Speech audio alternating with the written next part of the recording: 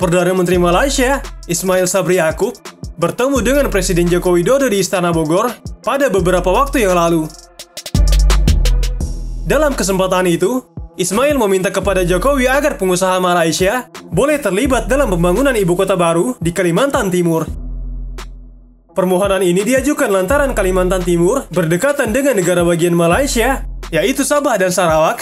Jokowi pun menganggukkan kepala saat mendengar permintaan tersebut. Ismail Sabri Yaakob mengatakan, "Saya memohon kepada Bapak Presiden supaya Malaysia juga terlibat dalam pembangunan Kalimantan.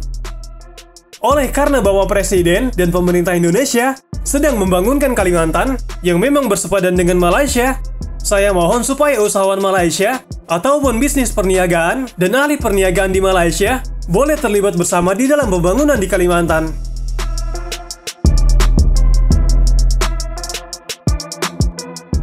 Saat ini sejumlah negara telah menyatakan minatnya untuk ikut terlibat dalam proyek ibu kota baru, salah satunya Uni Emirat Arab. Penguatan kerjasama kedua negara akan dibahas dalam pertemuan teknis. Dengan adanya pemindahan ibu kota negara, fokus pembangunan infrastruktur diharapkan mampu beralih dari Jawa ke Kalimantan Timur serta wilayah-wilayah di sekitarnya. Hal tersebut diharapkan menstimulus investasi sehingga kawasan industri di luar Jawa ikut berkembang. Berdasarkan kajian Badan Perencanaan dan Pembangunan Nasional atau Bappenas, pada Juni tahun 2019, pemindahan ibu kota negara akan membuat arus perdagangan turut berubah dari Jawa ke luar Jawa. Bappenas memperkirakan lebih dari 50% wilayah Indonesia akan merasakan peningkatan arus perdagangan jika pusat pemerintahan dipindahkan. Alhasil, kontribusi terhadap produk domestik bruto dari wilayah-wilayah luar Jawa juga bakal meningkat seiring dengan pemindahan ibu kota negara. Menurut Bappenas, peningkatan kontribusi non-Jawa akan punya andil terhadap perekonomian nasional sebesar 0,1%.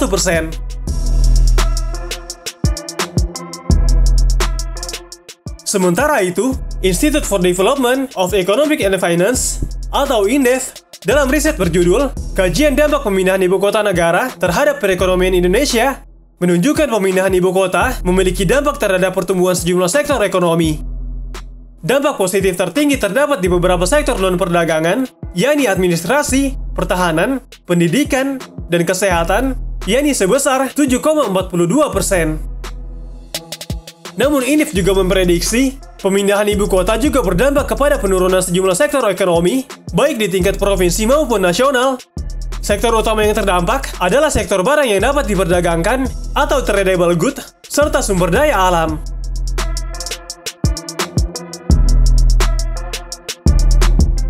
Lebih lanjut dalam pertemuan keduanya, dilaporkan Jokowi dan Ismail Sabri Yaakob membahas 4 hal lainnya, diantaranya terkait pendidikan dalam pembangunan Community Learning Center, pemulihan ekonomi pasca pandemi, Indonesia dan Malaysia sudah sepakat untuk membuat travel corridor arrangement.